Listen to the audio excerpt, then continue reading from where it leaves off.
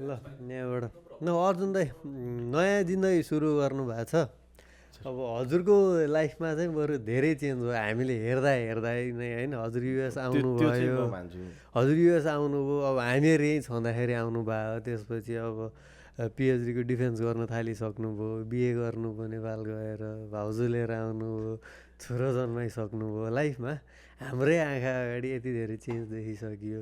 हजुरले आफैले त्यसलाई हेर्दा चाहिँ कसरी हेर्नुहुन्छ कि साथीभाइहरूको छ, यिनीहरू त जहाँका त्यहीँ छन्, यतिकै बसिरहेछन्, मेरो त चेन्ज भइसक्यो। त्यो त्यस्तो कुरा होइन भन्नाले मलाई चाहिँ मेरो आफ्नो राम्रो बानी के लाग्छ भने म कम्पेयर अरूसँग भन्दा नि आफूसँग गर्ने। अनि तिमीले जति भनेका कुराहरू छन् यी सबै लाइफमा प्लान गरेर भन्दा लेट इट बी र लेट्स फ्लो विथ इट भनेर अगाडि बढियो भने चाहिँ त्यो एचिभ पनि हुँदो रहेछ अनि टर्दो पनि रहेछ। टर्दो भनेको चाहिँ त्यस्तो नराम्रो तरिकाले होइन कि टाइम त दिनु पऱ्यो, तर मजाले आफै जाँदो रहेछ कि। जस्तो कि अमेरिका आइन्छ भन्ने नि थिएन, आइयो, मेहनत गरियो त्यसमा पनि, अनि पढियो, तर त्यसमा टाइम मिलाएर बिए गर्नुपर्छ भनेर सबै हुन्छ नि। अब अमेरिकाबाट नेपाल गएर बिए गर्न छ भने चाहिँ बिएको डेट शुद्ध हेरेर मिलाएर नि पैसा जुटाएर पनि म्यानेज गरेर पनि बिए पनि भयो। अब आफ्नो स्पाउस पनि ल्याइयो। अनि केही समय बुझ्दै गएपछि यो टाइम नै, यो एज नै सबसे बेस्ट छ त यो प्यारेन्टहुडको लागि भन्ने फिलिङ भयो। अनि बच्चा पनि भयो। अब अहिले चाहिँ तिमीले भनेअनुसार चाहिँ एक्सेप्ट गरिरहेछ। टाइम पाउने बित्तिकै कि पढिन्छ कि अब फ्यामिलीलाई टाइम दिन्छ, घरमा टाइम दिन्छ। मेन चाहिँ यो फेजमा आइपुग्दाखेरि एक्सेप्ट गरिन्छ भन्नुभयो नि, एक्सेप्टेन्स गर्न पनि त एउटा फेज हुन्छ नि त। यो लेभलमा चाहिँ एक्सेप्ट गर्न गाह्रो भयो मलाई, यो कुरा चाहिँ एक्सेप्ट गर्न गाह्रो भयो भन्ने खालको कुराहरू केही छ हजुरको? एक्सेप्ट गर्न गाह्रो अब जब मान्छे चाहिँ यस्तो हुँदो रहेछ, कहिले कहिले सोचे जस्तो नहुँदाखेरि चाहिँ अब एक्लै भयो भने ठिक भन्ने हुँदो रहेछ। यो मान्छेको यो म्याड माइन्ड चल्छ कि हेर मलाई चाहिँ त्यो लाग्छ। मैले नेपालमा हुँदाखेरि कोभिडको बेलामा चाहिँ मैले एकदमै निकट दाइसँग नै यसरी कुरा गर्थेँ कि दाइ मसँग यस्तो ब्याड फिलिङ आयो कि म मेरो ग्रान्ड प्यारेन्ट्सले गर्दाखेरि मैले दुःख पाएँ, उहाँहरू बिरामी हुँदा म हस्पिटल धाउनु पऱ्यो भनेर दुःख पाएँ। दाइ मैले तपाईँलाई चाहिँ एकदमै नजिक सम्झेर मैले सेयर गरिहालेँ। दाइ भाइलाई गल्ती नसोच्नु होला भनेको। भाइ मैले मेरो छोराको एक्सिडेन्ट हुँदाखेरि म 11 चोटि अपरेसन गर्दाखेरि मैले मेरो छोरा पनि नभइदिएको भए अहिले सुख पाउँथ्यो होला भनेर मैले बाउले छोरालाई त्यस्तो सोचेँ भन्दाखेरि चाहिँ यो मान्छेको म्याड माइन्ड चाहिँ जे पनि हुँदो रहेछ। Just an example. तर चाहिँ एक्लै भएको भए म अहिले छुट्टै पाराले बस्थेँ कि त अझै गुड त के हुन्थ्यो र होइन, बट स्टिल आफ्नो पाराले हुन्थ्यो कि त भन्ने कुरामा चाहिँ लाग्छ। त्यस्तो नभइदिँदाखेरि चाहिँ अलिक कुरा एक्सेप्ट गर्न चाहिँ कुनै कुरामा नट एभ्रिथिङ। मैले भने नि 100मा 2टा होला, बट त्यो म्याड माइन्ड आइहाल्छ कि सबैलाई आउँछ त्यो। फेरि हजुरले त्यहाँनिर म एक्लै मात्रै भइदिएको भयो भनेर अहिले पो एक्लै भयो भनेको त्यो होइन। अब यो फेरि यो कुरा कस्तो भने हजुर फ्यामिलीबाट साथीभाइसँग कहिले नि एक्लै चाहिँ बन्न सकिन्न। त्यो केही छेड जस्ट मोमेन्टरीली सोच्नु म्याड माइन्ड भन्नुभयो नि त। त्यो हिसाबले फेरि यदि त्यो एक्लै भएको बेलामा फेरि चाहिन्छ नि त साथीभाइ, फ्यामिली खोजिन्छ नि त होइन। ल म यो त मेरो भयो, तिमीलाई आउँछ कि आउँदैन भन। मलाई त खै मेरो चाहिँ लाइफ इजिली गइरहेछ जस्तो लाग्छ कि टु मच स्ट्रेस लिइरहेको छैन मैले अहिले। काम गयो आयो, फ्राइडे हुन्छ फुटबल खेल्यो, कहिलेकाहीँ भयो भने बिचबिचमा अरू काममा जानु पऱ्यो, साथीभाइ भेटघाट गर्ने नै हो, त्यस्तो डिफ्रेन्ट केही छैन आजकल। खास गर्नुपर्ने कुराहरू धेरै नै छन्, तर एज प्लान चाहिँ अब एउटा लेभल अफ प्लान गरिन्छ। त्यो एभ्रिडे लाइफ जस्तो हुँदो रहेछ क्या। बिहान उठेर चाहिँ अब अफिस जान्छु, अफिसबाट आएर त म वर्कआउट गर्छु आज, अनि डिनर पनि वेल लेभल मेन्टेन गरेर खान्छु। मैले सम्झेँ ल पहिला तिम्रो एउटा काम थियो, तिमी एउटै काममा मात्रै फोकस थियौ, त्यहाँ फिजिकल भन्दा पनि मेन्टल्ली धेरै एक्टिभ हुनु पर्थ्यो हजुर। त मानव त अहिले तिमी त एटलिस्ट 3-4 दिन भने नि महिनाको त आफ्नो यता मिलिटरीमा टाइम दिनु परेको छ हजुर। ल अब तिमीलाई दुइटैलाई अब प्रायोरिटी सेट गर्नु पऱ्यो नि त एटलिस्ट हजुर होइन हजुर। अब एक्सेप्ट त भइरहेछ नि त होइन त अब त्यही हजुरले अघि भन्नुभएको थियो नि जे पर्छ टाइम अनुसार टर्छ भन्ने कुरा हुन्छ। अब कतिपय कुरा रहरले गरिन्छ, interest रहरले हुनुपर्छ, गरेका definitely। कुराहरूमा चाहिँ आफूले समय नभए पनि मिलाइन्छ। अब जागिर खाने कुरामा के छ, जागिर के का लागि गर्ने भन्दाखेरि पैसाकै लागि गर्ने हो नि त होइन। तर कतिपय कुराहरू चाहिँ यदि मसँग पैसा छ भने पनि मैले रहरका लागि गर्छु होइन। त्यो भएर त्यसले चाहिँ डिफ्रेन्स गर्ने हो कि त्यही भएर मेन्टेन त गर्न सकिन्छ, मिलाउन सकिन्छ। म हजुरले भने जस्तो जुन प्रोफेसनमा म महिनामा 2-3 दिन जान्छु त्यो कुरा चाहिँ म एकदम इन्जोय गरेर नै जान्छु दाइ। त्यो चाहिँ मलाई लाइफमा एकपल्ट गर्नुपर्छ, गर्नु रहर छ भनेर सुरु गरेको चिज हो। त्यो भएर पनि त्यो कुराहरू चाहिँ मलाई एकदम नै अब हजुरको पनि इन्ट्रेस्ट हो नि त त्यो विषयमा, त्यही भएर हामीले कुरा पनि गर्छौँ नि अफेयर पनि। सोसल बिङ भइसकेपछि अब सबैलाई टाइम अब फ्यामिलीको टाइम छुट्यायो होला, पर्सनल टाइम छुट्यायो होला, जब टाइम छुट्यायो होला, हजुर सबैलाई एक्सेप्ट गर्नु पर्यो सर। हजुर त्यही मैले भन्दै थिएँ नि, त्यही काम गर्दाखेरि त्यही प्लान गर्दाखेरि गरिँदो रहेछ क्या। ठिक हो। अनि मलाई चाहिँ शरणसँग गर्नु मन भनेको चाहिँ एउटा रोड ट्रिप हो। हजुर दाइ यो चाहिँ एकचोटि मिलाउनु पऱ्यो क्या सर। होइन अब प्लान गर्न मेरो तर्फबाट त केही रोकछेक बार केही छैन है। आफ्नो तर्फबाट हजुरले कसरी समय मिलाउन सक्नुहुन्छ भन्ने कुरा यस्तो हो नि त, अब प्लान बनाइराख्यो भने गइँदैन, झापझुप बुक गऱ्यो र सबैतिर अब एकचोटि नमिल्दा दोस्रोचोटि म पनि मिलाउन सक्छु। अब हजुरको केसमा अमेरिकामा बाबु सानो छ नि त। अब त्यो भएपछि अब लिएर हिँडिहाल्न गर्न पनि गाह्रो कुरा हुन्छ। अब हामीहरू भयो भने आफू मात्रै भइयो भने केटाहरूसँग भयो भने ल हामी 24 घन्टा ड्राइभ गरिदिउँ ओभरनाइट, हामी 2जना सुत अगाडिमा, हामी 2जना वाच गर्छौँ अनि एक ठाउँ पुगौँ घुमौँला भन्न पनि पाइयो। बच्चाहरू भइसकेपछि अब एज अ फ्यामिली म्यान हजुरलाई टफ हुनसक्छ नि त, गाह्रो हुनसक्छ नि त। त्यो रेस्पोन्सिबिलिटीको कुराले आएर चाहिँ थोरै गाह्रो हुन्छ। तर आइम अफ दाइ, अब मेरो त बिटियो पनि छ होला, चेक गर्न पाएको छैन मैले, तर गऱ्यो भने मिलाएर जान सकिन्छ। अब कता जाने भन्ने कुरा चाहिँ इम्पोर्टेन्ट हो दाइ। दाइले कहाँ जाने? तिमी हामी यहीँ सँगै भएको बेलामा हजुर धेरै परेन जानु परेन, एक दिन या फर्किहाल्ने, त्यो पनि ठिक छ, मिलाउँदै राखौँ ल। सही हो, ठिक हो दाइ। मैले हजुरलाई सोध्न खोजेको कुरा चाहिँ ठ्याक्क हजुरलाई अघिकैमा मैले जोडेँ नि त।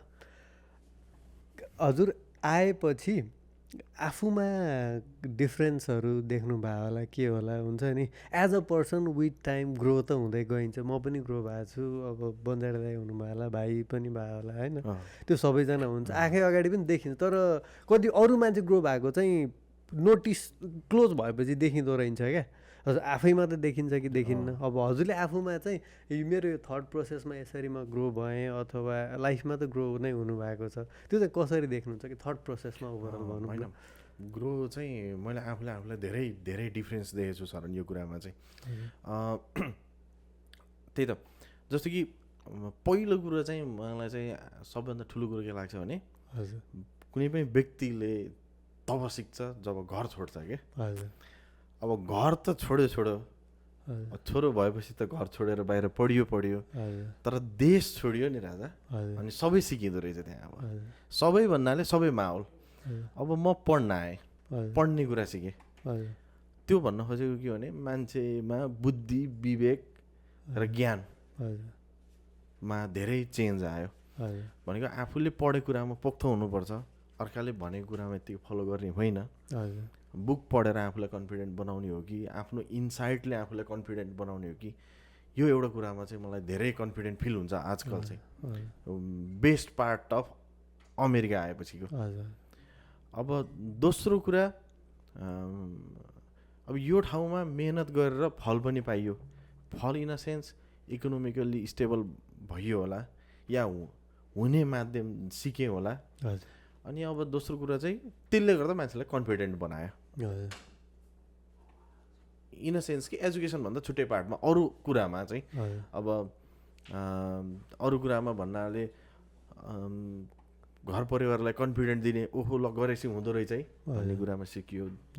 अनि साना आफ्ना भाइ बहिनीहरूलाई डिरेक्सन दिन सकियो, ताकि भोलि उनीहरूले कुरा उठाएर ओहो दाइले नभनिदिएको भए वा दाइले बेलामा भनिदिएको भए वा केही हुन्थ्यो कि भन्ने कुराहरूमा कन्फिडेन्ट देखियो।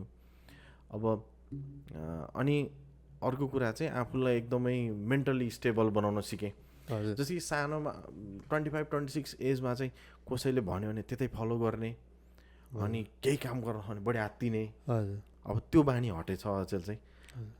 के चाहिँ सबसे इम्पोर्टेन्ट कुरा हो, पढाइ हो कि परिवार हो कि आफ्नै हेल्थ हो कि, यो कुरा चाहिँ सिक्यो। यदि यो 3टा कुरा चाहिँ मलाई चाहिँ एकदमै, म चाहिँ यसमा चाहिँ अलिकति आफूले आफूलाई चाहिँ धैर्यताका साथ आफ्नो लिमिटभित्र बसेर। तर 5 वर्ष अगाडिको आफूमा र अहिलेमा आएको चाहिँ पेसेन्स हुन्छ नि, एउटा पेसेन्स धैर्यताको कुरामा चाहिँ हजुरलाई मेन चाहिँ यो कुराले गर्दाखेरि चाहिँ मेरो पेसेन्स लेभल बिल्डअप भएको छ भन्ने हुन्छ नि। कहिलेकाहीँ हुन्छ बाबु रोइरह्यो होला होइन, त्यो त सहनु पर्छ नि त एउटा लेभलमा। यो कुराले मलाई मेरो पेसेन्स बढाउन हेल्प गरिरहेछ, अथवा कुनै एउटा एक्ज्याक्टली कुनै फ्याक्टर छ जसले चाहिँ पेसेन्स बढाउन हेल्प गर्यो हजुरलाई? अब सबै कुराले बढाउँछ भनेको, पहिला आत्तिँदै काम गरियो, अचेल आत्तिनु हुँदैन तर काम त गर्नुपर्छ, एउटा कुरा त्यहीँ सिकियो। अब दोस्रो कुरो डिमान्डिङ जब गरियो भनेको यतिको पे लिएर ओहो 24 घन्टा पढ्ने काम, अब कामै पढ्ने छ त पढ्ने कामै भन्नु पऱ्यो होइन। अब पहिला त्यो तरिकाले काम गर्नु पर्थेन, त्यो काम गरियो, एक लेभलको एक्सपिरियन्स गेन भयो, त्यहीँ पेसेन्स कमाइयो। अब विद्यार्थी जीवनमा अब अमेरिका जस्तो ठाउँमा डिपेन्डेन्ट ल्याएर स्पाउस भएर बच्चा हुर्काउने भन्ने कुरामा नि टाइम प्लस पेसेन्स सिकियो। त्यसमा कसरी टाइम म्यानेज गर्ने, यता काम 1 घन्टा कम बिहानै उठेर गरेर बेलुका टाइम निकालेर टाइम दिन सिकियो होला, या बेलुका राति उठेर तिमीले भने जस्तै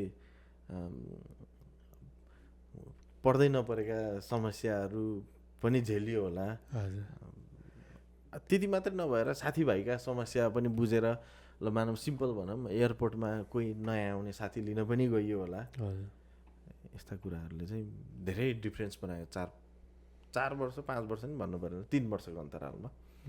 अनि आफू सँगसँगैका सबै साथीहरू तर ग्रो भएको देख्दाखेरि पनि मलाई पेसेन्स सिकियो। त्यो चाहिँ एकदम राम्रो लाग्छ कि चाहिँ अहिले चाहिँ मलाई चाहिँ त्यो मैले हजुरमा ठ्याक्कै त्यो देखेको कुरा। हजुर आउने बेलासम्म केही साथीभाइहरू आउनु भएको थियो यहाँको युनिभर्सिटीमा पढ्न होइन, म त काम गर्न आएको थिएँ। हजुर आएपछि हजुरको थ्रु चाहिँ एकदम धेरै मान्छेहरू आएका हुन् भन्ने मलाई लाग्यो हो कि साँच्चै नै हजुरको कन्ट्याक्टबाट आएका मान्छेहरू चाहिँ टन्नै नै छन् त्यो किन लाग्यो भन्दा यस्तो हुँदो रहेछ सर। अब मैले तिमी चिने, अनि त्यसपछि चाहिँ मैले तिम्रा साथीहरू चिने। अब मलाई के लाग्यो, मेरा सबै साथीहरू हुन् भन्ने लाग्छ नि त। अब तिमीले मलाई चिन्यौ, अनि म सँगसँगै मेरो समकालीन साथीहरू टन्नै आउनुभयो। त्यही भएर के लाग्यो भने हुन्छ नि त, गफमै इन्भल्भ भइयो भने जस्तै। अब सबैजना आफ्नो करियर बनाउँछु भनेर विदेश छोड्ने क्रममा चाहिँ सबै साथीहरू चाहिँ कोही अमेरिका आउनुभयो, कोही अस्ट्रेलिया जानुभयो। तर चाहिँ धेरै नै अब के भन्ने हो, ठिकै हो। अब हजुरको समकालीन साथीहरू सँगैका मान्छेहरू जोडिएर आए भन्नु मिल्छ कि त्यो कुरा भयो नि। अब म अलिक पछि आएँ किनकि मलाई मेरो अघिल्लो साथीले तान्यो होइन। हजुर, तर हेल्प भन्ने कुरा भइहाल्छ क्या। एउटा सिम्पल नेपालमाबाट एउटा internationally accepted English proficiency test दिन पनि हाम्रो नेपालको क्रेडिट कार्डले कुरै मिल्दैन नि त। अब मैले कोही साथीको तिर्दिएँ भने पनि नेपालमा क्रेडिट कार्डको सिस्टम छ। अब थियो मेरो पालामा, बट इफेक्टिभ थिएन। मैले पनि 2-3 हजार रुपियाँ बेकारमा खर्च गरेँ हो।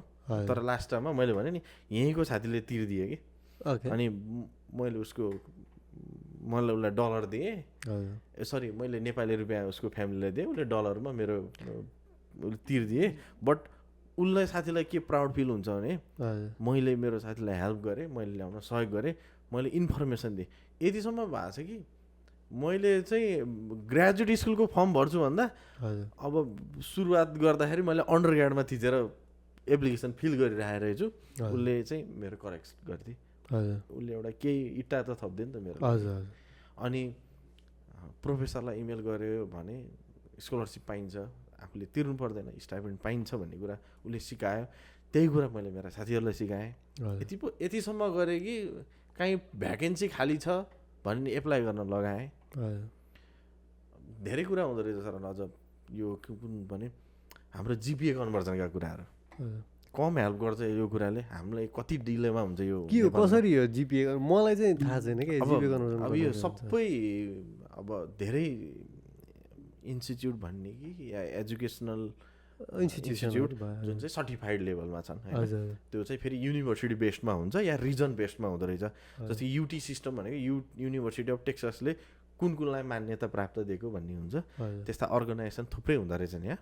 अनि उनीहरूलाई चाहिँ हामीले हाम्रो ओरिजिनल डकुमेन्ट नेपालको ट्युबाट पठाएपछि, त्यहाँ पनि एकजना सर्टिफाइड मान्छेबाट पठाएपछि उनीहरूले एउटा बेयर मिनिमम इभ्यालुएसन प्रोसेस चलाउँदो रहेछन् 3-4 जनाको टिममा।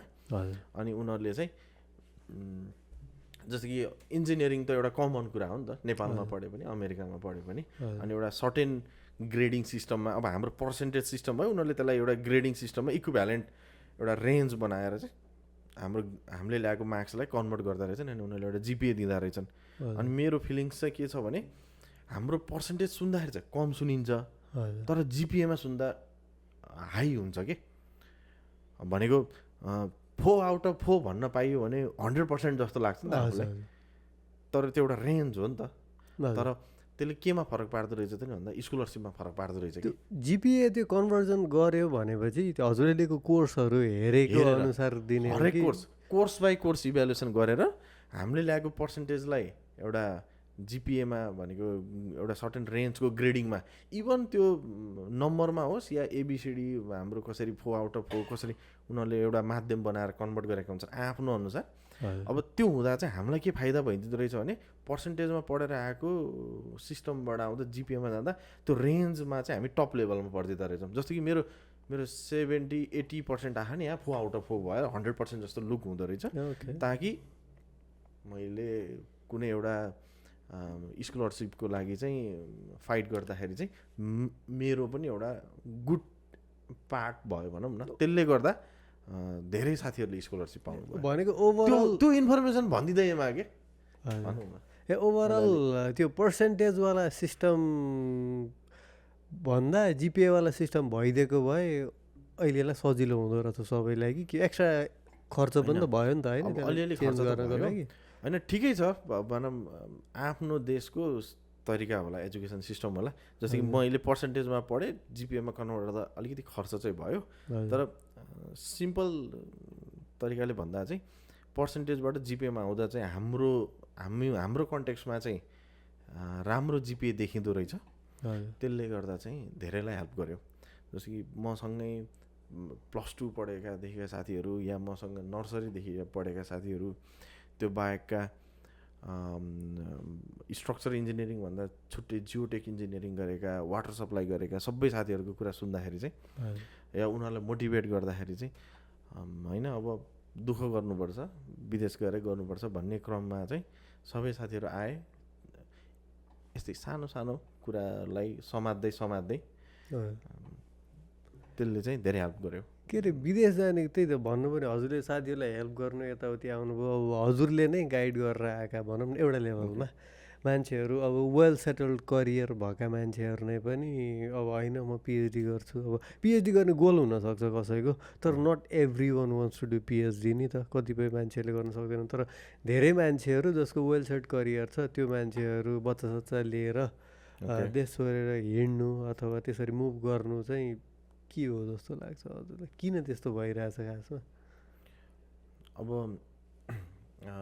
अनि अब यसलाई दुई तरिकाले लिउँ है त। अब एउटा कुरो इन्ट्रेस्टले जित्यो भने अब मान्छेले जति सुकै हार्डसिपको बाटो पनि फलो गर्न सक्छ। किनभने पिएचडी लाइफ अनि विथ फ्यामिली लिएर हिँड्नु चाहिँ अलिकति गाह्रै छ। त्यो म मान्छु। त्यो पनि अलिकति स्टेबल कपल्सले भनौँ भनेको चाहिँ नेपालमा अलिकति केही राम्रो जागिर भएर या राम्रो फिल्डमा पढेका, जस्तो कि स्टेम कोर्सहरू गरेको भनौँ न अलिक के भन्छ टेक्निकल लाइनको कपल्सहरूले अब त्यो इन्ट्रेस्ट भएको कुरा इन्ट्रेस्ट हुँदा देश विदेश घुमौँ नयाँ एक्सपिरियन्स लिगौँ अनि जहाँ राम्रो पाइन्छ त्यहीँ गरौँ या देश फर्क्यौँ यो हिसाबमा र दोस्रो कुरा चाहिँ अब आफ्नो बेसिक निड जति दुःख गरे नि नपुगेपछि या आफूले सोचेको लाइफ पुरा नभएपछि मान्छेले चाहिँ आफ्नो ठाउँ छोड्दो रहेछ कि मलाई चाहिँ त्यस्तो लाग्छ त्यही भएर ठिक हो सिधै भन्नुपर्दा अब कतिपय साथीहरू स्टेबल पोजिसनमा कसैले अफिस चलाउनु भएको थियो होला या कसैले एनजिओमा काम गर्नुभएको थियो होला या कसै सरकारी जागिर नै हुनुहुन्थ्यो होला साथीहरू सबै चाहिँ अब अलिकति आफूले अनस्टेबल फिल गर्नुभयो भन्छु कि म चाहिँ clearly unstable in a sense economic पार्टमा मात्रै होइन कि आफ्नो ग्रोथको पार्टमा त्यो देखेर अहिले सबै भएको त पोलिटिकल इस्युजहरू भयो या करप्सन भयो होला या यो जुन पावरको ऱ्याङ्किङ नमिलेर होला या कसैले भनेको नसुनिदिएर होला होइन अनि उनीहरूले चाहिँ छोड्न बाध्यता हुन्छन् अब यस्ता साथीहरू दाइहरू नि हुनुहुन्छ कि यहाँ पिएचडी गर्ने जस्तो कि स्यालेरी यहाँको स्टाइपेन्ड भन्दा नेपालमा नै बढी छ बट स्टिल उहाँले आफ्नो फ्यामिली हेर्नुभयो होला या फ्यामिलीको ग्रोथ हेर्नुभयो होला त्यो छोडेर यहाँ आएर स्ट्रगल गरेर राम्रो गरिराख्नु भएको छ र डेफिनेटली कि दुःख गरेपछि यहाँ चाहिँ राम्रो छ त्यो कुरो चाहिँ अब एउटा लेभलमा स्याचुरेट पनि हुन्छ होला मान्छे टायर्ड पनि फिल गर्छ होला नि त तर त्यही लाइफमा एउटा लेभलमा थोरै रेस्ट गरौँ अथवा फ्यामिलीलाई एउटा स्टेबल भइरहेको करियर छोडेर हिँडेको हो नि त त्यो हिसाबले चाहिँ फेरि एउटा अनस्टेबल करियर जहाँ अनप्रेडिक्टेबल पनि हो नि त हजुर जानुहुन्छ इन्भाइरोमेन्ट आफूले सोचे जस्तो नहुनसक्छ अहिले त डाङडुङ पोलिसीहरू चेन्ज पनि भइरहेछ यो फेजमा हेर्दाखेरि स्टेबल लाइफ भएको स्टेबल जब भएको मान्छेहरू नै हिँड्नु भने चाहिँ त्यो भएर सोध्न खोजेँ कि मैले अनि ठिक हो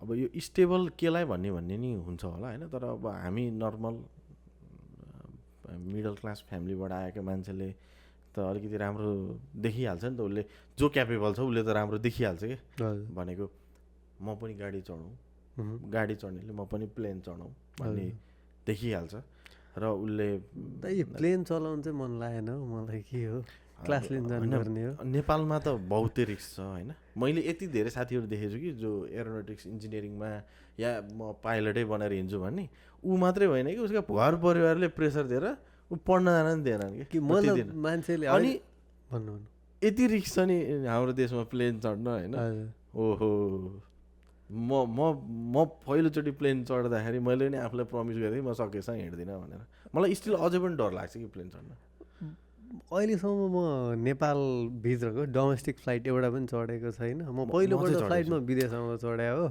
अनि नेपाल छिर्दाखेरि चढ्छु म फ्लाइट काठमाडौँबाट पोखरा गएको म पनि धेरै पर गएको होइन बरु पोखराबाट काठमाडौँ जाँदा केही सेक्युर फिल होला काठमाडौँबाट पोखरा या काठमाडौँबाट डोमेस्टिक फ्लाइट अन्य कुनै ठाउँमा जान चाहिँ बहुत डर लाग्ने यतिसम्म डर लाग्यो कि त्यो एयरप्लेनको त्यो पुरै त्यो क्र्याकै देखिन्छ क्या अनि त्यहाँ त्यो प्लास्टिकले टालेर अनि त्यो हुन्छ नि बसमा हिँड्दा यसरी खाडाङ त्यस्तो आवाज सुनिन्छ कि मलाई त त्यो बहुत डर लाग्यो रियल्ली भन्नुपर्दा ल कतिचोटि चढ्नु आएछ म धेरै चढेन दुई तिनचोटि भन्दा बढी चढेँ म बहुत डर लाग्छ नेपालमा फ्लाइट चढ्दा म अहिले एक दिन लागोस् गाडीमै जाने तर हेऱ्यो भने कम्पेरिटिभली हेर्ने हो भने सेफ त फ्लाइट नै हो नि मिन्स अफ ट्रान्सपोर्टेसन होइन हजुरलाई अब यस्तो नि हुनसक्छ अब आफू युज टु पनि नभएको भएर होला होइन म त्यो मेरो कमजोरी पक्ष भयो भनौँ न अनि यो जुन आफैलाई पनि लाग्छ है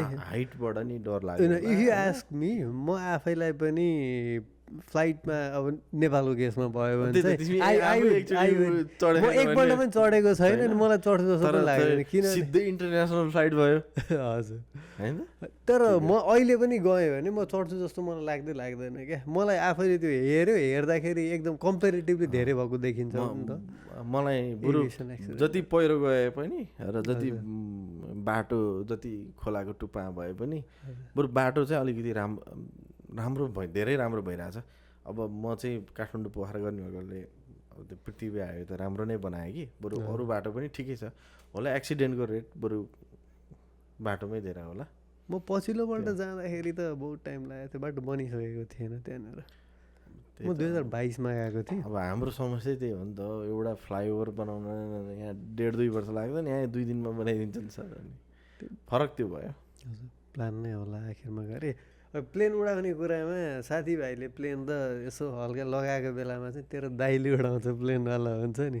त्यो वाला चाहिँ होला होइन प्लेन अनि मेरो एउटा एकजना साथी चाहिँ मैले साथीको साथीले चाहिँ चलाउँछन् प्लेन हजुर कस्तो हुन्छ भनेर मैले सोद्धाखेरि उनीहरूलाई पनि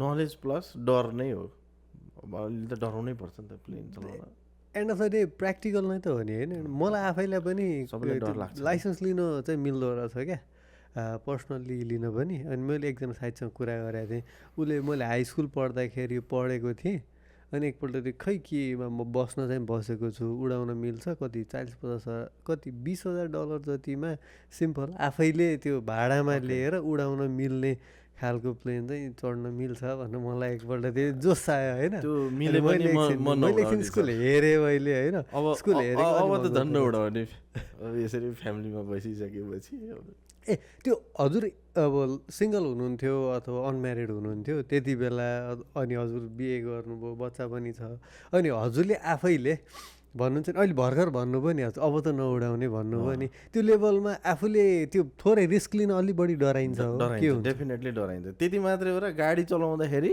हजुर पहिला ब्रेक हान्ने तरिका र अहिले ब्रेक हान्ने तरिका नि फरक पर्दो रहेछ कि त्यो बच्चा गाडीमा भनेपछि छैन बरु छ भनेपछि त झन् ल मानम यसरी भनौँ बच्चा छ भनेपछि डराइन्छ धेरै कसेस हुन खोजिन्छ समटाइम्स बढी कसेस हुनु नि फेरि एकदम घातक भइदिन्छ जस्तो लाग्छ मलाई नचाहिने ठाउँ ब्रेक हान्ने होला जे पनि हुनसक्छ नि त बरु एक्लै भयो भने चाहिँ त्यति साह्रो चाहिँ हुन्छ नि पहिलाको जस्तै नै ल ठिकै छ भनेर आफ्नै फ्लोमा कुदाइन्छ बच्चा भएपछि चाहिँ त्यो बढी कसेस भइन्छ नियम पुरै फलो गरेर त्यति मात्रै हो र त्यहाँ बेबी अन बोर्डको स्टिकर टालेर दुनियाँ गरेर बल्ल गाडी चलाइँदो रहेछ सर त्यो त गाडी चलाउने कुरा मात्रै भयो अब त्यहाँ भराङबाट हिँड्दाखेरि त लड्छन् कि भनेर धेरै ख्याल गर्नुपर्ने कुरा बच्चाको बारेमा ख्याल गर्नु त मैले बुझेँ कि तर हजुर आफैमा पनि त अब मलाई केही भइहाल्यो भने उनीहरूको लाइफमा असर पर्छ भन्ने त्यो भइहाल्दो रहेछ कि यो दुःख पाउँछन् कि हजुर गाह्रो हुन्छ कि हजुर अनि त्यही त हो त्यस्तो सोच आइहाल्दो रहेछ त्यो हिसाबले चाहिँ हजुरलाई त्यो पछिल्लो भन्नाले सबभन्दा फर्स्टपल्ट चाहिँ होइन म चाहिँ अलि बढी कसियस हुनुपर्छ भनेर त्यो म अब धेरै रिस्क लिनुहुन्न भनेर चाहिँ रियलाइज डर भन्दा नि उनीहरूले दुःख नपाउन् उनीहरूलाई पीडा नहोस् हजुर उनीहरूलाई जीवन सहज होस् भन्ने कुराले नै अब एनिवे चाहिँ बढी उतातिर सोचिदिइहाल्दो रहेछ कि दिमागले छिटो ओके त्यो हुन चाहिँ आफ्नो लागि सोचेको हो तर अरूलाई असर नपरोस् भन्ने तरिकाले सोच्न थालियो ठिक हो अब त्यही नै रहेछ जिन्दगी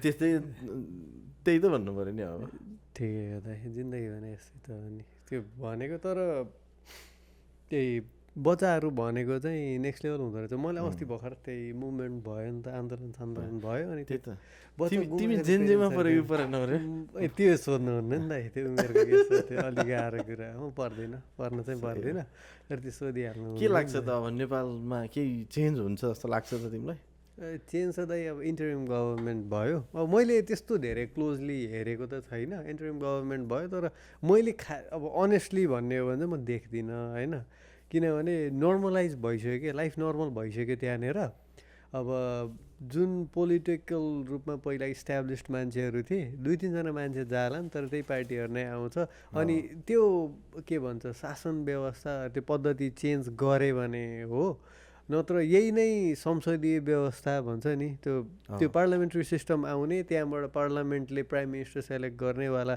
सिस्टम हो भने चाहिँ अगेन अनस्टेबल गभर्मेन्ट हुन्छ धेरैवटा पार्टी हुन्छ पार्टी फुट्ने गर्ने त्यो हिसाबले चाहिँ स्टेबल गभर्मेन्ट पाउँदैन कन्ट्रीले त्यो भइसकेपछि डेभलपमेन्ट चाहिँ गाह्रै हुन्छ होला अनि त्यही त मलाई त लाग्छ हाम्रो सिस्टम नभएको त होइन नि त सिस्टम चाहिँ भएको हो, तर सिस्टमले एट द एन्ड उही फल दिने भयो कि मलाई मैले भन्न खोजेको तिमीले जस्तै हामी जति चुनाव गर्दै गए पनि, जति युवा नेता खोज्दै गए पनि लास्टमा त्यही बुढा नै या ओल्ड पोलिटिकल सिस्टम नै फ्रन्ट लाइनमा आइदिने भयो।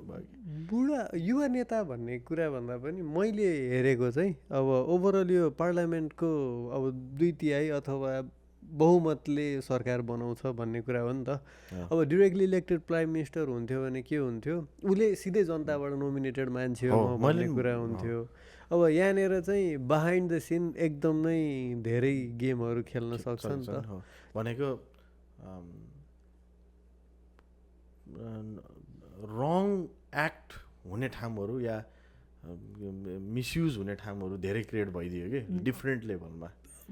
भनेको इन द सेन्स चुनावको बेलामा होस् या कोही मान्छेलाई चयन गर्ने बेलामा होस्, त्यसले चाहिँ जाऊ भयो कि। अब मैले हेर्दाखेरि चाहिँ directly elected prime ministerial system good हुन्छ जस्तो लाग्नुको मेन रिजन चाहिँ म पनि त्यही हो। मलाई पनि तिमीले भन्न खोजेको पिपुलबाट पहिलो भोट नै प्राइम मिनिस्टर या देशको सबैभन्दा पावरफुल एक्जिक्युटिभ पर्सनलाई जानु पर्यो भन्ने कुरा।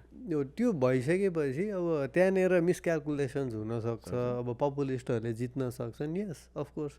तर त्यो मान्छेलाई डिरेक्टली मैले चुज गरे हो, मेरो मिस्टेक म ओन गर्न सक्छु भनेर सिटिजनले ओनरसिप दिन सक्यो नि त। हजुरले एकजनालाई मत हाल्नुहुन्छ अनि त्यो मान्छे जान्छ, उसले अर्कोलाई मत दिन्छ। अनि अर्को कुरा के हो भने यो 2/3 ल्याउनु गाह्रो छ नि त अहिलेको देशमा त। 2/3 अब मत ल्याउनु त्यो भनेको दुईवटा कोएलिसन हुनैपर्छ। कोएलिसन हुँदाखेरि अनि डिफ्रेन्ट धाराका पार्टी चाहिँ एउटै बनाएर गभर्मेन्ट बनाएर कहिले कुरो मिल्ने त सर? 2/3 चाहिँदैन। 2/3 त संविधान संशोधन गर्नका लागि अथवा कुनै ठुल्ठुला ट्रिटीहरू साइन गर्यो भने हो। अहिले बहुमत चाहिने हो। तर मल्टी पार्टी डेमोक्रेसीको कमजोरी के हो भन्दा भन्न खोजेको कहिले कहिले यस्तो सिचुएसन नि आउला कि त देशमा चेन्ज ल्याउनु त जे पनि चेन्ज गर्न सक्नु पर्ला नि। होइन, मैले बुझेँ हजुरले भन्न खोजेको र मैले के मात्र भन्न खोजेको भन्दा मल्टी पार्टी डेमोक्रेसीको कमजोरी के हुन्छ भन्दा अब 2टा सिट भएको कुनै एउटा मान्छे एउटा क्षेत्रमा पावरफुल छ भने एउटा जिल्लामा हामी पार्टी खोल्छौँ भनेर 2टा सिट आयो त्यो पार्टीको। अब फर इक्जाम्पल अब युएसको केसमा पनि 100वटा सिनेटको सिट छ भने मानौँ त्यो नेपालको पार्लियामेन्ट्री सिस्टम मानौँ न, एउटा जिल्लाबाट 2जना मात्रै, एउटा पार्टीबाट 2जना मात्रै भयो। त्यो मान्छेलाई कन्भिन्स गर्नु पऱ्यो कि गभर्मेन्ट बनाउनलाई। त्यो भनेको लास्टै नै धेरै एनर्जी हो नि त। डिरेक्टली इलेक्टेड भयो भने एटलिस्ट संसद हुन्छ, संसदले चेक एन्ड ब्यालेन्स गराउँछ। आफ्नो पार्टीको मान्छेहरू भयो, अब जसलाई राइट लाग्यो त्यो मान्छेहरूले सपोर्ट गर्ला, सपोर्ट नगर्ला, एटलिस्ट जनताले अनुमोदन त गर्छ नि त। त्यो डिरेक्ट इलेक्टेड हुन्छ तर रङ मान्छे सेलेक्ट हुन सक्छ कि सक्दैन भन्दा सक्छ, तर हाई रिस्क हाई रिवार्डवाला सिनारियो हो त्यो जस्तो लाग्छ। अहिलेको त त्यो अनस्टेबिलिटीले नै अनि बर्बादै पार्ने। त्यो हामीहरूले अब मैले थाहा पाएदेखि त्यही नै सिस्टम छ। हरेक एउटा डिकेडमा या डिकेड कटिसकेपछि सधैँ चेन्ज मात्रै भयो। हामी ट्रायल एन्ड फेजमा मात्रै दुःख गरिने भइयो कि चेन्जले ल्याएको आउटपुट नै खोज्दा खोज्दै हराउने भइयो कि। त्यसले गर्दा गर्दै सबै बुद्धिजीवी जति मान्छे जम्मै बाहिर जाने भए, ब्रेन ड्रेन भएको हुने भयो। क्यापेबल मान्छे नै भएनन् देशमा। क्यापेबल मान्छे होला नि, अब भएका मान्छेहरू कोही न कोही पक्कै भयो। त्यही त होला नि। अब 100मा 5जना हिँड्दैन त सक्यो नि त सर। सबैले at the end of the day देश भन्ने कुरा के हो भन्ने एउटा क्वेसन हुन्छ। अर्को कुरा चाहिँ मान्छेले हजुरको लाइफ त छोटो छ नि त। अब हजुर आफै नै सर्टेन एजमा बाहिर जानुभयो, हजुरले मेरो फ्यामिलीको लागि प्रायोरिटी हो भन्नुभयो होइन। देश बनाउने भन्छन् यताउता भन्छन् मान्छेले, सब कुरा छोडछाड गरेर देश बनाउँछु भनेर कोही पनि लाग्ने होइन क्या। आफू आफ्नो ठाउँमा बसेर मेरो सिम्पल हजुरले आफ्नो प्रोग्रेस गर्नुभयो भने हजुरले आफ्नो ठाउँमा रुल अबाइड गरेर प्रोग्रेस गर्नुहोस्। मैले आफ्नो ठाउँमा रुल अबाइड गरेर प्रोग्रेस गरेँ, अर्को मान्छेले गर्यो भने त्यही कुराले सिस्टम बनाउनु त हो नि, त्यही कुराले हामी प्रोस्पेरस हुने त हो। अब त्यही बाहिर गएको 5जना मध्येमा 1जना चाहिँ राम्रो मान्छे जुन आएर क्यापेबल थियो, देश बनाउन सक्थ्यो भन्ने जस्तै मान्छे बाहिर गइदिएकी त भन्ने कुरा हो मेरो चाहिँ। जान सक्छन्, अब त्यो त हरेक मान्छेको फ्रिडमको कुरा हो। ऊ आफ्नो तरिकाले जान पनि सक्छ, आफ्नो तरिकाले फर्किन पनि सक्छ। उसले आफूलाई जहाँ सुइटेबल देख्यो त्यही गर्छ। तर त्यही अपर्च्युनिटीको केसमा चाहिँ सिस्टम राइट हुनुपर्छ। सिस्टम राइट हुनको लागि राइटली भोट हाल्नुपर्छ। राइटली भोट हाल्नको लागि राइटली एजुकेटेड हुनुपर्छ। अब एजुकेसनमै समस्या होला। सायद अब मैले हो नै भनेर ठोक्का गर्न चाहिँ सक्दिनँ। अनि केही कुरा नि सकेन हाम्रो देशमा त्यसरी ठोक्का गरेर भन्न सक्ने, ठोक्का गरेर भन्न सक्ने कुरा भनेकै राम्रो छ देश, टुरिस्ट ल्याउनुपर्छ, सुन्दर छ, राम्रो सुन्दर छ। अब केही नभने घुम्न जानुपर्छ। म अनि मेरो लाइन पनि के भने भोलि केही आफू स्टेबल भन्दा नि एउटा राम्रो गर्न सक्ने र समय निस्क्यो भने नेपाल जाने, टट्ट डाँडा काँडा घुम्ने, ट्रेक गर्ने, हिँड्ने, घुम्ने।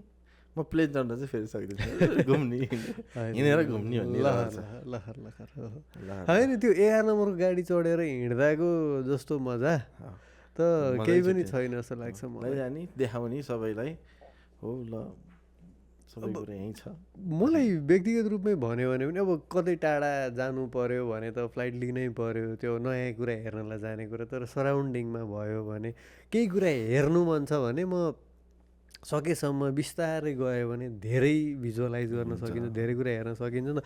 फ्लाइटमा गयो स्वाट्ट गयो, बादलै बादल मात्रै देखिरहेछ, गयो ल्यान्ड भयो, नयाँ ठाउँ देखिन्छ होइन। गाडीमै जानुभयो भने ठ्याक्क यहाँबाट त्यहाँ पुग्दाखेरि एउटा मान्छे ड्राइभ गरेर आफूले हेऱ्यो भने धेरै डिफ्रेन्स देखिन्छ क्या। एटलिस्ट भूगोल त देखियो नि त। हो नि, मलाई त्यो भएर जति धेरै क्लोजर हुन सक्यो एउटा ठाउँमा त्यति धेरै नै कुरा सिकिन्छ भन्ने चाहिँ लाग्छ। त्यही भएर हजुरले भन्नु हिँडेर जानु पायो भने त बेस्ट नै भयो, हेल्थलाई पनि फाइदै भयो। ठिक हो। अब सेफ पनि कम्पेरिटिभली सेफै भइन्छ होला, किनभने आफैमा मात्रै भर परियो नि त त्यहाँनिर, अरू कुनै डिभाइसमा भर परिएन होइन, कुनै हिसाबले पनि भएन। अनि के छ दाइको घर सर जाने कुरो? घर जाने अब 2 वर्ष पछि। अब 2 वर्ष इमिडिएटली पर्सि नै जाने जस्तो प्लान गरेर प्लानमै 2 वर्ष जति लाग्ला जस्तो पढाइ सकाउन। हजुर जाने मिलाएर, अब त्यो पनि मिलाएर पढाइ सकाएर भन्नु हुँदै अहिलेको पोलिसीले त फेरि पढाइ सकाएर घर गए त फर्किन नपाउने जस्तो अवस्था। ठिकै छ, त्यो पनि मोलतोल होला त्यति बेला भनेको सिनारियो बुझ्यो होला।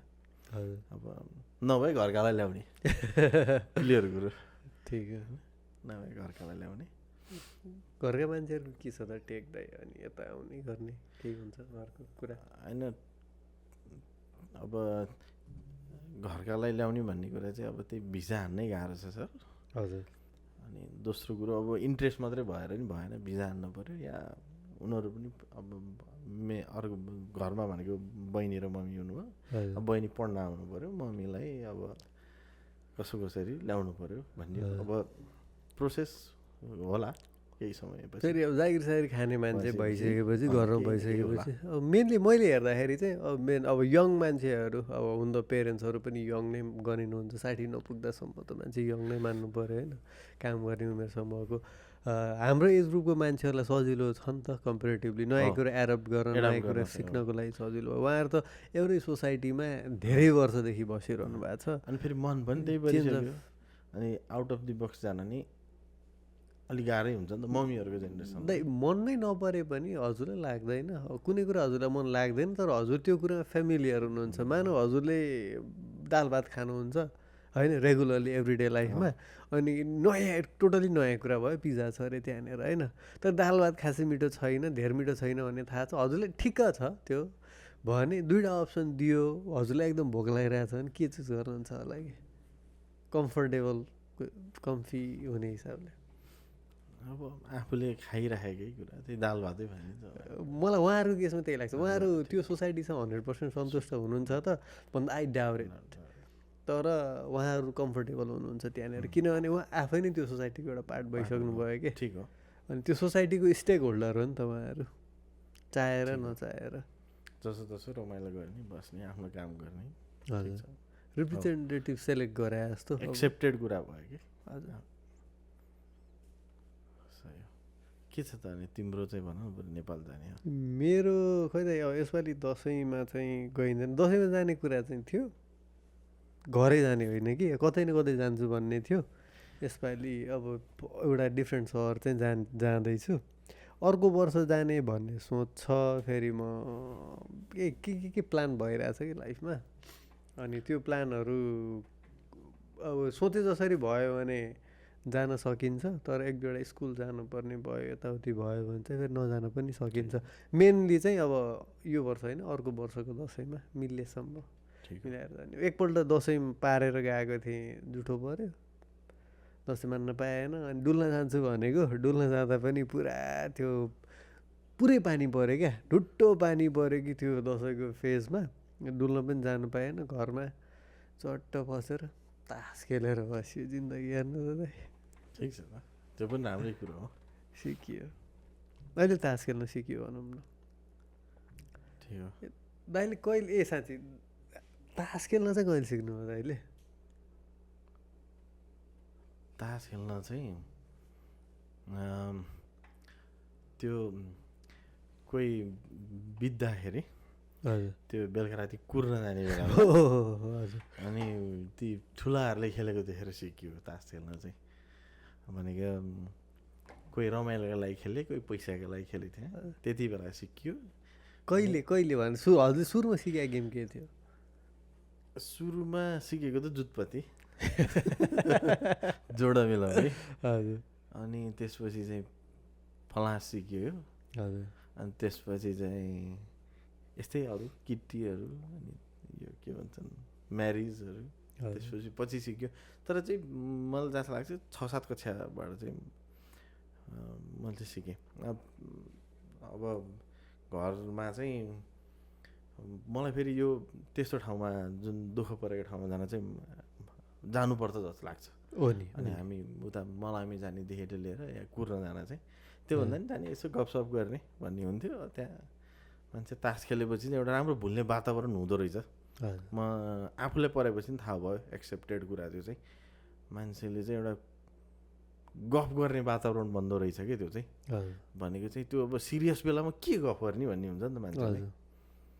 अनि गफ पनि आउँदैन के, तर मान्छेले चाहिँ एउटा टक्क गफसफ गर्ने मान्छे यस्तो ल एउटा रोमाञ्चक भइदिँदो रहेछ कि। रोमाञ्चक भनेर रमाइलो गर्ने होइन कि, एउटा ट्विस्टिङ रोमाञ्चक भनेको मान्छेले चाहिँ मन डुलाउने भन्दा नि मन घुमाउने खालको भइदिँदो रहेछ। अनि त्यस्तैबाटै सिक्यो। त्यति बेला चाहिँ यसो बुढाहरू चाहिँ मकैको केटा खेल्थे, अनि घरिघरि त कल पनि पर्थ्यो बुढाबुढाको त्यो दरमा खेल्दाखेरि, त्यो इसारा दिन पाइँदैन भनेर। त्यो चाहिँ बहुत मजा हुन्थ्यो। त्यो चाहिँ बहुत रमाइलो थियो चाइल्डहुडको चाहिँ। मलाई त्यो मनपर्छ त्यो चाहिँ। यो हजुर ठ्याक्कै भन्दै गर्दै दुःखको बेला कतै गइयो भने अनि के भन्ने पनि थाहा हुँदैन। त्यही भएर हाम्रो सोसाइटीको, त्यही भएर ओभरअल भर्बल्ली भन्दा पनि एक्ट्स अफ सर्भिस भन्छ नि, त्यसले चाहिँ धेरै कुरा रिप्रेजेन्ट गर्ने हो कि। तर कुनै काम गरिदियो, यसलाई दुःख परेको छ भनेपछि केही गरेर ल्याइदियो कि, मलाई तेरो दुःखमा दुःख लाग्यो भनेर आजकल भन्न थालेको छ नि मान्छेले। त्यो भन्दा पनि गयो अनि उनीहरूको घरमा दुःख परिरहेछ भने नभनिकन गएर बाँस काटेर लिएर आइदियो, नभनिकन गएर घाँस काटेर लिएर आइदियो भने भयो। मेरो एउटा एक्सपिरियन्स के नि, यो ठ्याक्कै कस्तो ट्याक्क क्लिक गऱ्यो कि। अनि कस्तो हुँदो रहेछ नि यो दुःख पर्ने भन्ने कुरा चाहिँ आफूलाई परेपछि त्यो एकदम सम्झिने खालको हुन्छ कि। अब मैले सानो सिम्पल के भने भन्दा, जस्तो कि हजुरबा हजुरआमा बित्दाखेरि म यस्तो हुन्छ कि को आयो को गयो त्यतिसँग ख्याल गर्छ कि मान्छेले। बरु त्यो हुन्छ नि आफ्नो नाति नातिनीको बिहेमा को खाएर गएन मतलब छैन कि। तर मान्छे ट्याक्क दुःख परेको बेलामा भेटी छोड्न आयो कि आएन, यो गाउँको मान्छे आयो कि आएन, यस्तो ट्याक्क थाहा हुन्छ कि। अनि किन आएन होला नआएको मान्छेलाई, त्यसले समाचार पायो कि पाएन होला, त्यो त्यो त्यो परिवारमा त्यो बस्दो रहेछ। अनि यस्तो टचिङ हुन्छ कि कोही आइदिए पनि। जस्तो कि के मैले भन्न खोजेको कुरा के भने, ल मानव एक्सपेक्ट नै नगरेको मान्छे आइदियो भने ओहो ल यो मान्छे नै आयो है भन्ने त्यो हुन्छ नि, भुलाउने बाटो भइदिइहाल्छ कि। त्यो चाहिँ एकदम रिलिफ हुँदो रहेछ कि। अनि हामी त 10-11 दिन बस्ने चलन छ नि त त्यो दुःखमा पनि। अनि त्यो पिरियडभरिमा चाहिँ एउटा हुन्छ नि त्यो नयाँ मान्छे या नयाँ परिवेश या नयाँ माहौल भयो भने चाहिँ त्यो धेरै हेल्पफुल हुँदो रहेछ। मलाई चाहिँ त्यो एकदम ठिक लाग्छ हाम्रो नेपाली कल्चरको चाहिँ। मलाई त्यो मजा पनि आयो। अनि मान्छे चिन्ने भने दुःख पर्दाखेरि हो दुःख पर्दा त्यो भन्छ हुन्छ नि नि। चिन्ने भन्दा नि बुझ्ने कतिको आफूप्रति हेल्पफुल छ कि छैन या आफ्नो हो कि होइन भन्ने कुरा चाहिँ ठ्याक्कै त्यहाँबाट थाहा हुन्छ कि। तर डिफिकल्ट चाहिँ बडो अप्ठ्यारो चाहिँ लाग्ने। अब म गएर के बोल्ने के भन्ने, अब म त्यही त मेरो प्रेजेन्स मात्र इनफ हो कि त्यहाँनिर मैले गएर गर्नुपर्ने एक्सन के हो। त्यहाँ फेरि अर्को समस्या के हुन्छ, अरू बेला त नमस्कार गर्ने, त्यहाँ त नमस्कार पनि गर्न मिलेन फेरि। म एकदम त्यस्तै परेको थिएँ कि मैले नमस्ते भनिदिएँ कि त्यही हजुरबा बित्दाखेरि हो मैले नै नमस्ते भनिदिएँ कि। अब ठुलो मान्छे हुनुहुन्थ्यो आफूभन्दा रेस्पेक्टेड मान्छे नै, प्रिन्सिपल हुनुहुन्थ्यो मेरो स्कुलको, अनि गरौँ न एउटा भन्ने। अब कसरी ग्रिट गर्ने त मान्छेलाई त्यो बेलामा, त्यो चाहिँ सबसे गाह्रो हो कि के भन्ने चाहिँ के छ सर के छ दाइ भन्ने कि के भन्ने हो त्यो त लास्टै एउटा होइन त्यस्तो अनि चुप लाग्ने बस्ने अनि एकछिनपछि हो त्यस्तै तास खेल्ने या कोही आउँछ ए ल अब एटलिस्ट दुःखमा परेको मान्छे भयो नि अरू बाहिरको मान्छे दुइटा गफ गर्दाखेरि ऊ सुनेर भने नि उसको कुरामा त भुल्यो नि त एटलिस्ट त्यस्तो लाग्छ कि मलाई चाहिँ। किनकि मैले फिल भएको कुरा हो कि जस्तै दुइटा साथी गफ गरिराखन् मजाले भने मैले त्यो दुइटा साथीको गफ सुनेर मैले मेरो टाइम कताइ भनेको त्यो समय पिरियड कटाइरहेको छु जस्तो लाग्ने कि त्यो चाहिँ एकदमै हामीले अहिले गफ गरिरहेको छौँ दाइले सुन्नु त्यस्तो त्यो चाहिँ हुँदो रहेछ कि त्यो त्यति बेला चाहिँ त्यो चाहिँ हाम्रो राम्रो लाग्छ। ठिक हो ती हुन्छ नि ग्यादरिङका कुराहरू चाहिँ मिस हुँदो रहेछ यहाँ चाहिँ। किनकि नेपालमा अझ ठुलो ग्यादरिङहरू जस्तै अब जति चाहिँ भने हामीले भजन कीर्तन पूजाहरू अहिले मैले त्यो टिकटकमा देखिरहेको हुन्छु कि त्यो एमआरआरको केटाहरू जम्मा भएर भजन गाउने, पोखराको केटाहरू, काठमाडौँको केटाहरू। मलाई यसै पनि भजन यतिकै पनि मनपर्छ है, म आफै पनि सुनि नै रहेको हुन्छु।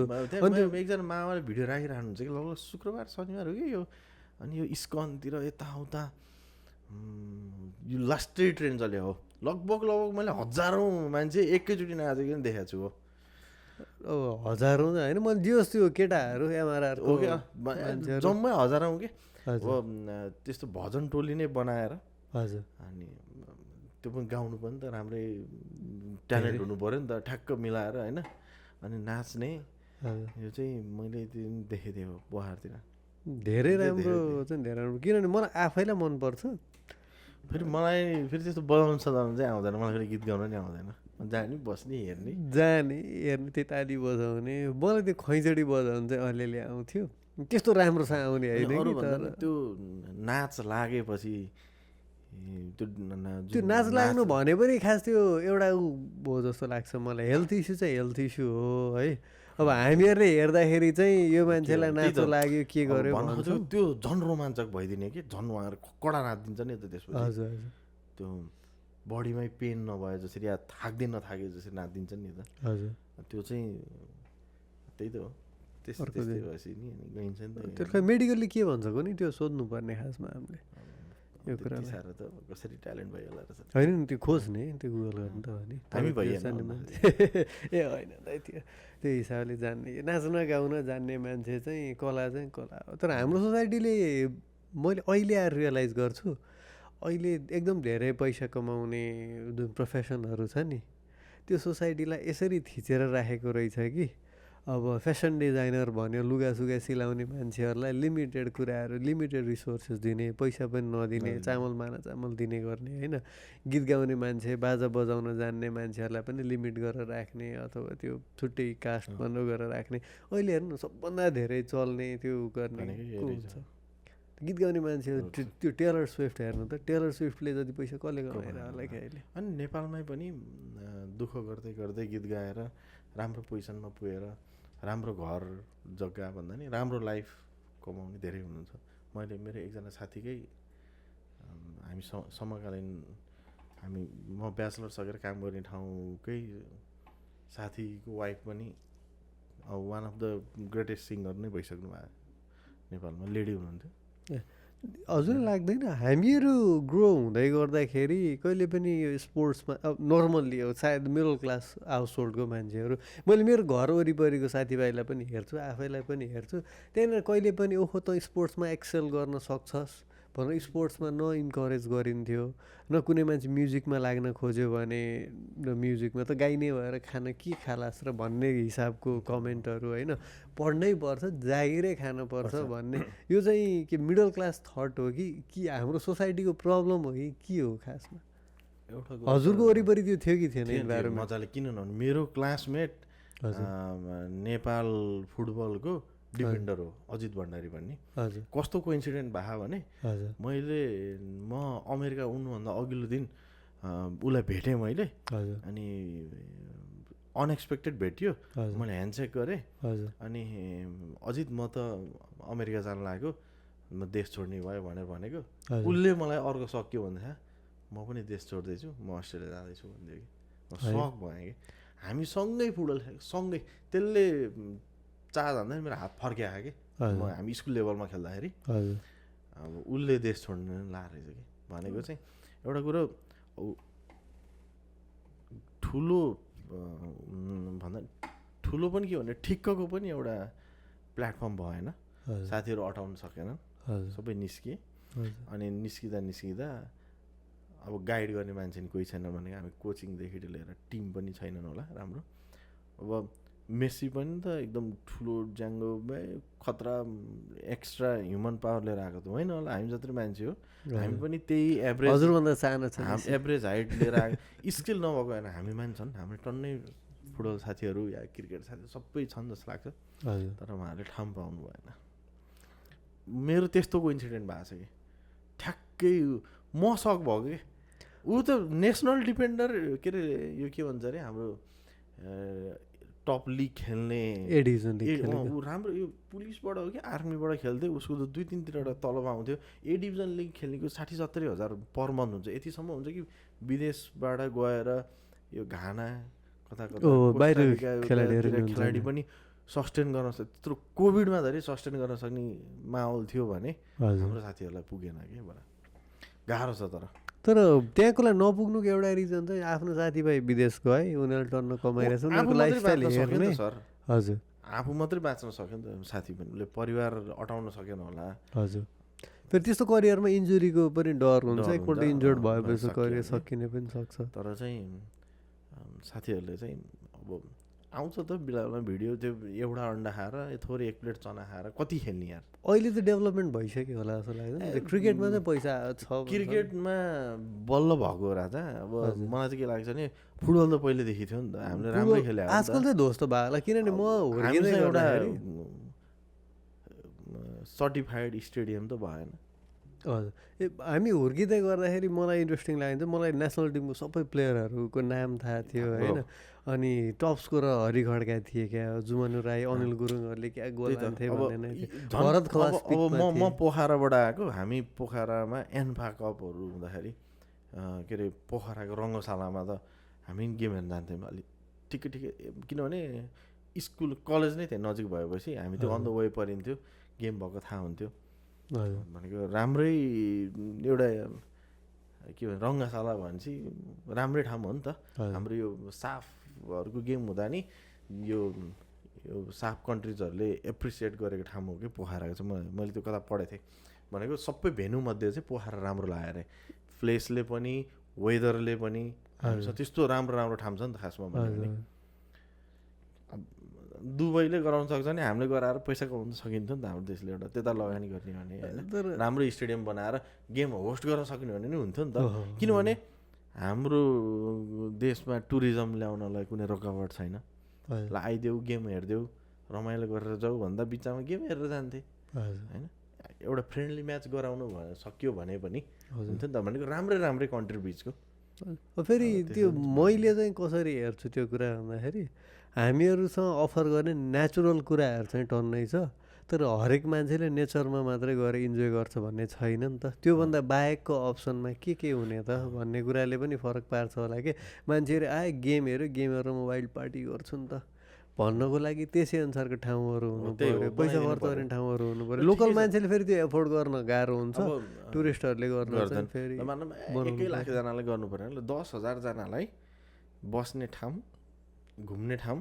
हजुर, र घुमेर आएर तिमीले भने जस्तै ट्याक्कै एउटा गेम हेर्न पारिदिने हो भने त एउटा राम्रो प्याकेज जस्तो भनौँ न हजुर भइदिन त चल्थ्यो होला हाम्रो साथीभाइहरूले नि भोलि त्यही फुटबल ग्राउन्डमा खेलेर फेरि आफ्नो स्किल डेभलप गर्थ्यो होला राम्रो खेल्थ्यो होला किनकि गहना हो नि त राजा देशका खै अब यो गहना भन्ने कुरामा चाहिँ फेरि मेरो आफ्नो छुट्टै ओपिनियन छ दाइ कुनै उनीहरूको प्रोफेसन हो क्या त्यो रिप्रेजेन्ट गर्ने कुरा उनीहरूले लाउनु उनीहरूको रिप्रेजेन्ट सबैले गर्छन् हाम्रो स्लोगन छ नि सम गे फ्यु बट यो हाम्रो अमेरिकाको मिलिट्रीको स्लोगन छ नि कसैले थोरै दिए तर कसैले फेरि जम्मै दिए लाइफै दिए भन्ने जस्तै एउटा स्लोगन छ नि उनीहरूले त देशको लागि दगुर्या हो नि त राजा त्यो त बुझ्नु पऱ्यो त हामीले पनि दगुर्या हो तर उनीहरूले बढी दगुर्या मेरो टेक चाहिँ अब के अरे खेलाडीहरू कलाकारहरू राष्ट्रको गहना भन्छ नि उनीहरूले यस उनीहरूले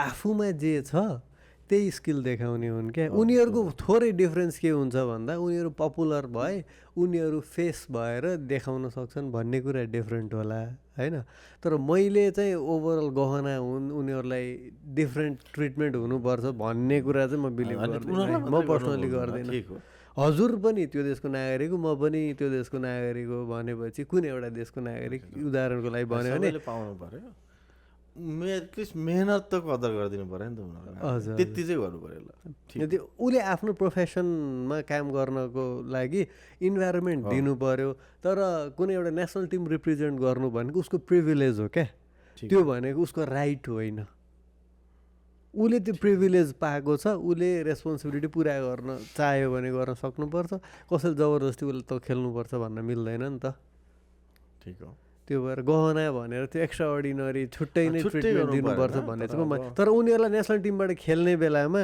त्यो खेले बापत उनीहरूलाई कम्पेन्सेसन दिनुपर्छ कि नै भन्दा पर्छ सेक्युरिटीको हिसाबले इन्सुरेन्सहरू दिनुपर्छ कि नै भन्दा अफकोर्स पर्छ यहाँनिर त मेल फिमेल एउटा बाटो अब नेसनल टिमको केसमा हेऱ्यो भने त फुटबल टिमहरूमा वुमेनको स्यालेरी कम छ मेलको बढी छ नि नेसनल टिममा त्यो हुनुहुन्न क्या नेसनल टिममा चाहिँ गभर्मेन्टले दिने स्यालेरी हो भने चाहिँ बराबर बाँड्नुपर्छ क्लब फुटबलको त डिफ्रेन्ट हो उनीहरू त अब प्रफिट ओरिएन्टेड कम्पनीहरू भयो नि त उनीहरूले त अब त्यही सोबिज हो सोबिजमा अब जसले जेनेरेट गर्यो त्यसै अनुसार गर्ला आफ्नो छुट्टै होला तर गभर्मेन्टले दिने कुरामा चाहिँ त्यो गभर्मेन्ट इन्टिटीले गर्ने कुरामा चाहिँ मेरो त्यस्तो छैन टेक म चाहिँ अलि मान्दिनँ त्यो गहनै भन्ने कुरो चाहिँ थोरै डिफ्रेन्ट ओपिनियन हो तर मलाई फरक लाग्छ ठिक हो